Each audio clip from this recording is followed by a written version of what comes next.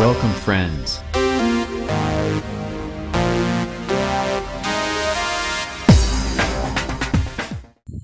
प्रिय विद्यार्थियों नमस्कार। मैं प्राध्यापक शांतिलाल बिश्नोई आपके YouTube channel SLB Hindi tricky में आप सभी का हार्दिक स्वागत करता हूं। कक्षा 10 पाठ्यपुस्तक क्षितिज के पद्य खंड की कड़ी में आज हम ले रहे हैं कक्षा 10 का अध्याय नंबर 8, जिसका शीर्षक है नागार्जुन। नागार्जुन हिंदी और मैथिली के एक विख्यात कवि है, जिनका जन्म 1911 और मृत्यु 1998 ईस्वी में हुई। इनके जीवन परिचय की बात करें तो हिंदी और मैथिली के अप्रतिम मतलब विख्यात, प्रसिद्ध, जिसके समान कोई और न हो, तो अप्रतिम लेखक और कवि दोनों के रूप में ये जाने जाते हैं। नागार्जुन का जन्म बिहार राज्य के दरभंगा जिले के सतलका गांव में हुआ था। उनका मूल नाम था वेदनाथ मिश्र। कई बार पूछ लिया जाता है इनका मूल नाम क्या था। वेदनाथ मिश्र। आरंभिक शिक्षा इनकी संस्कृत पाठशाला में हुई, फिर अध्ययन के लिए बनारस और कोलकाता गए और 1936 में ये श्रीलंका गए और वहाँ इन्होंने बौद्ध धर्म अपना लिया। दीक्षित हुए मतलब बौद्ध धर्म की शिक्षा इन्होंने ग्रहण की और बौद्ध धर्म में दीक्षित हो गए। उन्होंने हिंदी साहित्य में नागार्जुन और मैथिली में यात्री उपनाम से रचनाएं की। इनका मूल नाम क्या था? मूल नाम वेदनाथ मिश्र। हिंदी में नागार्जुन नाम से इन्होंने रचना लिखी, तो मैथिली भाषा में यात्री उपनाम से इन्होंने रचना की। नागार्जुन ने कविता के साथ साथ उपन्यास और अन्य गद्य विधाओं में भी लेखन किया। उनका संपूर्ण कृतित्व मतलब उनका जो भी रचनाएं हैं वो नागार्जुन रचनावली के 7 खंडों में प्रकाशित है। उन्होंने हिंदी अकादमी, दिल्ली का शिखर सम्मान, उत्तर प्रदेश का भारती पुरस्कार और बिहार के राजेंद्र प्रसाद पुरस्कार से सम्मानित किया जा चुका है। तो इनके पुरस्कार कौन कौन से मिले? हिंदी अकादमी का पुरस्कार, दिल्ली का शिखर सम्मान, उत्तर प्रदेश का भारती और राजेंद्र प्रसाद पुरस्कार बिहार। तो ये कई बार पुरस्कार पूछे जाते हैं कि भारती कौन सा राज्य देता है? उत्तर प्रदेश। राजेंद्र प्रसाद पुरस्कार कौन देता है? बिहार। शिखर सम्मान दिल्ली और हिंदी अकादमी। सामयिक बौद्ध से गहराई तक जुड़े नागार्जुन की आंदोलन धर्मी कविताओं में व्यापक लोकप्रियता मिली है। तो इन्होंने अपनी कविताओं के माध्यम से कविताओं को एक आंदोलन का रूप दिया है। मतलब यह है, आंदोलन का अर्थ यही होता है परिवर्तन, क्रांति। तो इन्होंने समाज में परिवर्तन किया है। अब इनकी कृतियाँ कौन कौन सी है? तो कृतियाँ की बात करें तो युगधरा, सतरंगे पंखों वाली, हजार हजार बाहों वाली, तुमने कहा था। एक ऐसी मिलती जुलती रचना आती है चंद्रधर शर्मा गुलेरी की, उसने कहा था। तो उसने कहा था किसकी है? गुलेरी की रचना। तुमने कहा था किसकी है? नागार्जुन की। पुरानी जूतियों का कोरस, आखिर ऐसा क्या कह दिया मैंने, मैं मिलिट्री का बूढ़ा घोड़ा, तालाब की मछलियाँ, ओम मंत्र, भूल जाओ पुराने सपने। तो ये इनकी प्रमुख कृतियाँ हैं। अब इस पाठ में क्या है? यहाँ पर 2 छोटी छोटी कविताएँ दी हुई। इनकी कविताओं के अंदर क्या है? तो पाठ परिचय में पढ़े। पाठ परिचय में नागार्जुन की कविता कल और आज, यानी बीते हुए समय और वर्तमान समय, इन दोनों में कल है वो प्रतीक है ग्रीष्म ऋतु का, जबकि आज है वो प्रतीक है वर्षा ऋतु का। तो उसमें कल और आज जो कविता है उसमें ग्रीष्म की घोर तपिश भरी दूर रहता यानी भीषणता है। उसके पश्चात वर्षा ऋतु के बाद जो वातावरण सहज और मन भावन होता है, तो उस सहज और मन भावन वर्षा के आगमन का वर्णन करती कविता है। ग्रीष्म ऋतु में हताश उदास मुख किसान, धूल से स्नान करते पक्षियों के झुंड, सूखे खेतों का वीराना उजड़ापन और बदरंग आसमान, जहाँ एक और समाज के सोपान पर छूटे हुए अंतिम आदमी का प्रतिनिधित्व करता है, वहीं दूसरी ओर प्रकृतिगत चित्रण की सहजता को भी इस पाठ के अंदर दर्शाया गया है। तो समाज में जो किनारे पर हाशिए पर छूटे हुए लोग हैं, यानी निम्न वर्ग है, उसका प्रतिनिधित्व कर रहे हैं और प्रकृति का चित्रण भी यहाँ पर सहजता से हुआ है। वर्षा का आगमन परिवर्तन का संकेत है। जैसे जैसे वर्षा का आगमन होता है तो सब कुछ जो प्रकृति का माहौल है वो बदल जाता है। तो वर्षा का आगमन परिवर्तन का संकेत है, क्रांति का संकेत है। वर्षा के आगमन से प्रकृति रूपी सुकन्या नृत्य करती हुई प्रतीत होती है। तो यहाँ पर प्रकृति को एक सुकन्या के रूप में दर्शाया गया है। प्रकृति के समस्त उपादान जितने भी प्रकृति के अंग हैं वो उनका साथ देते हुए प्रतीत हो रहे हैं। वह प्रकृति रूपी कन्या नाचती है और बाकी उसकी सहेलियों की बातें जितने भी अंग हैं वो उसका साथ देते हैं। ऋतु चक्र का अत्यंत सजीव अंकन इस कविता की विशेषता है। तो कल और आज कविता की मुख्य विशेषता क्या है? ऋतु चक्र का सजीव अंकन। ठेठ देशज उपादानों का प्रयोग मुग्धकारी है। देशज का अर्थ है ठेठ, देशज मतलब ग्रामीण भाषा के जो उपादान है उनका उन्होंने प्रयोग किया है। भाषा की दृष्टि से नागार्जुन की भाषा है वो ठेठ देशी, अंदाज भी उनका मनोरम है। ग्रामीण अंचल की या देहात के अंचल की बोलचाल की भाषा का इन्होंने प्रयोग किया है। कविता है इनकी उषा की लाली। तो उषा की लाली कविता में क्या वर्णन हुआ है? उषा की लाली कविता में नागार्जुन ने प्रकृति प्रेम का वर्णन किया है। उनका प्रकृति के प्रति जो प्रेम है वो सहज रूप से मुखरित हुआ है। शिशु रूप में उगते हुए सूर्य, सूर्य को किसके समान बताया? शिशु के समान। तो शिशु के रूप में उगते हुए सूर्य की अप्रतिम जो छटा है, जब सूर्य उदय होता है तो उसकी जो लालिमा पड़ती है, जो स्वर्णिम किरणें पड़ती है, उनका यहाँ पर बढ़िया वर्णन कवि नागार्जुन ने किया है। तो शिशु रूप में उगते सूर्य की अप्रतिम छटा से कवि का मन अभिभूत हो जाता है। जब प्राकृतिक दृश्य उगते हुए सूर्य की किरणें जब हिम शिखरों पर पड़ती है तो कवि का मन अभिभूत हो जाता है। उसके अंदर कवि का मन है वो एक तरीके से जकड़ कर रह जाता है। कवि उस दृश्य को निरंतर देखते रहना चाहता है और कवि का मन करता है कि ये दृश्य कभी टूटे नहीं। लेकिन जैसे जैसे वह सूर्य आगे बढ़ता है वैसे वैसे प्रकृति पल पल अपना वेश बदलती है।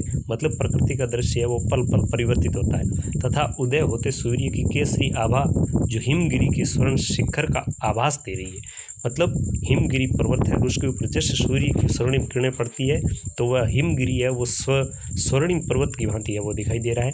तो उससे कवि दूर होना नहीं चाहता। कहने का अर्थ ये है कि इतना सुंदर दृश्य उपस्थित हो रहा है कि कवि उस दृश्य से दूर होना नहीं चाहता। आइए अब पढ़ते हैं इनकी दोनों कविताएं, कल और आज। कवि क्या कह रहा है? कल और आज मतलब इसका एक तरीके से प्रसंग ये होगा कि कवि नागार्जुन अपनी कविता कल और आज में वर्षा ऋतु और ग्रीष्म ऋतु का तुलनात्मक अध्ययन करते हुए कहते हैं कि कल ग्रीष्म ऋतु थी, उस समय प्रकृति किस प्रकार बदहाल थी, किस प्रकार बदरंग थी, किस प्रकार हताश थी, किस प्रकार निराश थी। प्रकृति का हर उपादान निराश था। लेकिन आज जैसे ही वर्षा ऋतु हुई है तो उसमें कितना परिवर्तन आ गया। कवि क्या कह रहा है कि अभी कल तक गालियां देती तुम्हें हताश खेतीहर। कवि कह रहा है कि अभी कल तक खेतीहर मतलब किसान लोग हैं वो निरंतर गालियां दे रहे थे, निरंतर वो वर्षा के आगमन की प्रतीक्षा कर रहे थे और ग्रीष्म ऋतु है उनकी बुराई कर रहे थे। अभी कल तक गालियां देती तुम्हें हताश खेतीहर, अभी कल तक धूल में नहाते थे गोरैयों के झुंड। और अभी कल तक जब ग्रीष्म ऋतु की तपिश थी और भीषण गर्मी थी, उमस थी, तो गोरैयों के झुंड है, पक्षियों के झुंड है, वो धूल के अंदर नहा नहा कर अपने तन को है वो शांत करने का प्रयास कर रहे थे। अभी कल तक पथराई हुई थी धनक खेतों की माटी, अभी कल तक भीषण तपिश के कारण, उमस के कारण खेतों की मिट्टी है वो भी एक तरीके से सूख कर कठोर हो गई थी, पत्थर के समान हो गई थी, वह भी निराश थी, पथराई हुई थी। अभी कल तक धरती की कोख में दुबके पड़े थे मेंढक, भीषण तपिश के डर से, उमस के डर से निराश होकर, दुखी होकर मेंढक है वो भी ज़मीन के अंदर दुबके पड़े थे, वो भी बाहर नहीं निकल पा रहे थे, उनको भी बाहर निकलने में संकट का सामना करना पड़ रहा था। अभी कल तक उदास और बदरंग था आसमान, ग्रीष्म ऋतु की भयंकरता के कारण आसमान है वो भी उदास था और एक तरीके से बदरंग था, देखने में वह भी अच्छा नहीं लग रहा था। तो ये दृश्य था कल तक का जब ग्रीष्म ऋतु का प्रकोप इस प्रकृति के ऊपर छाया हुआ था। और आज ऊपर ही ऊपर तन गए हैं तुम्हारे तंबू, और आज वर्षा ऋतु के तंबू यानी आसमान में घनघोर बादल छा गए हैं और बादल रूपी तंबू है वो ऊपर ही ऊपर पूरी प्रकृति के ऊपर तन गए हैं। और आज चमका रही है पावस रानी बूंदा बूंदियों की अपनी पायल, यानी वर्षा रूपी रानी आकर बूंदाबांदी कर रही है और उनकी जो एक मन भावन झनकार उत्पन्न हो रही है वो उसको देखकर ऐसा लग रहा है मानो वर्षा ऋतु रूपी रानी है, वर्षा रूपी रानी है वो अपनी बूंदा बूंदियों की पायल है उनकी झनकार बजा रही है। और आज चालू हो गई है झिंगुरों की सहनाई अविराम। वर्षा ऋतु में झिंगुरों की सहनाई अविराम यानी लगातार सुनाई दे रही है और ऐसा लग रहा है कि वर्षा ऋतु का आगमन शहनाई के द्वारा, संगीत के द्वारा झिंगुर है वो भी वर्षा का स्वागत कर रहे हैं। और आज जोरों से कूक पड़े हैं नाचते थिरकते मोर। बादलों में घनघोर घटा देखकर, बादलों की गर्जना देखकर, बरसात को बरसते देखकर मोर है वो भी खुश हुए हैं और वो भी आज नाच नाच कर अपनी प्रसन्नता को प्रकट कर रहे हैं। और आज आ गई वापस जान दूब की झुलसी सिराउन के अंदर। जो दूब रूपी घास है वो ग्रीष्म ऋतु की तपिश के कारण जो झुलस गई थी, जिसके किनारे हैं वो झुलस गए थे, सूख गए थे, आज उसमें वापस जान आ गई है और वो भी एक नव जीवन की आशा में उठ खड़ी हुई है। क्योंकि आज विदा हुआ चुपचाप ग्रीष्म समेट कर अपने लाव लश्कर। क्योंकि आज ग्रीष्म ऋतु है, अपना पूरा साजो सामान समेट कर विदा हुआ है और वर्षा ऋतु का आगमन हुआ है। इसके कारण प्रकृति में आमूलचूल परिवर्तन हुआ है। प्रकृति है वो सजीव हो उठी है और नव जीवन की आशा लिए हुए वह प्राकृतिक दृश्य है उसको एक मनोरम दृश्य के रूप में, एक नयनाभिराम दृश्य के रूप में उपस्थित कर रही है। तो ये थी पहली कविता। दूसरी कविता है उषा की लाली। उषा की लाली के कारण जब सूर्य उदय होता है उससे लगाकर जैसे जैसे सूर्य चढ़ता है तो उस समय प्रकृति में क्या क्या परिवर्तन होता है उसका कवि ने सजीव अंकन किया है। कवि कह रहा है उषा की लाली में अभी से गए निखर हिमगिरी के कनक सकर। कवि कह रहा है कि जैसे ही सूर्य उदय होता है उषा की लाली हिमगिरी के पर्वतों पर, बर्फ के पर्वतों पर, हिमालय पर्वत के ऊपर जैसे ही सूर्य की किरणें पड़ती है तो वह हिमगिरी का पर्वत सोने के शिखर के समान दिखाई देता है। वह अपने रूप को निखार कर उपस्थित कर रहा है। तो उषा की लाली में अभी से गए निखर हिमगिरी के कनक शिखर। आगे बढ़ा शिशु रवि बदली छवि देखता रह गया ऐपलक कवि। कवि कह रहा है कि जैसे जैसे सूर्य रूपी शिशु आगे बढ़ता है वैसे वैसे प्रकृति का रूप है वो बदलता है, पल पल प्रकृति में बदलाव आता है और उसके कारण ऐसा सुंदर दृश्य उपस्थित हो जाता है कि कवि अविराम लगातार बिना पलक झपकाए उस दृश्य को देखता रह जाता है। इतना सुंदर दृश्य उपस्थित होता है कि कवि देखता ही रह जाता है।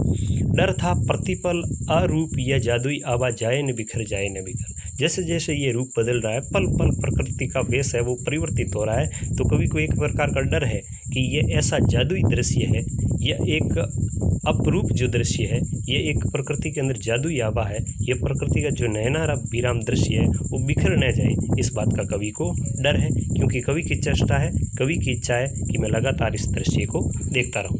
उषा की लाली में भले हो उठे निखर हिमगिरी के कनक शिखर। कवि कह रहा है कि उषा की लाली के अंदर हिमगिरी के पर्वत है वो निखर उठे हैं, उनका दृश्य है वो बहुत ही सुंदर दिखाई दे रहा है, वो बहुत ही आकर्षक दिखाई दे रहे हैं। क्योंकि जिस प्रकार सूर्य की किरणें हैं, सूर्य की जो लालिमा है, सूर्य की जो स्वर्णिम किरणें हैं, तो वो हिमगिरी के पर्वतों के ऊपर पड़ती है तो वो सोने के पर्वतों के समान स्वर्णिम आभा लिए हुए दिखाई दे रहे हैं। तो इस प्रकार प्रिय विद्यार्थियों, ये दो छोटी छोटी कविताएं नागार्जुन की जिसके अंदर प्रकृति का सजीव अंकन किया गया, उनका हमने यहाँ पर एक तरीके से उनकी व्याख्या पढ़ी, उनका भावार्थ पढ़ा। तो कैसा लगा आपको ये भावार्थ? कमेंट बॉक्स में जाकर अपनी राय जरूर दें। और SLB Hindi tricky YouTube channel है, इसको अधिक से अधिक लाइक करें, शेयर करें और अधिक से अधिक विद्यार्थियों से सब्सक्राइब करवाएं। इस यूट्यूब चैनल पर आपको RBS से संबंधित जितनी भी क्लासें हैं, कक्षा 9, 10, 11, 12, इनकी वीडियो हर वक्त मिलते रहेंगे। और जो भी अभ्यर्थी टीचर वैकेंसी की तैयारी कर रहे हैं उनको भी यहाँ पर व्याकरण की शिक्षा बहुत आसान तरीके से दी जाएगी। तो मैं पुनः अनुरोध करूँगा कि इस वीडियो को पूरा देखें, लाइक करें, शेयर करें और सब्सक्राइब करें। धन्यवाद।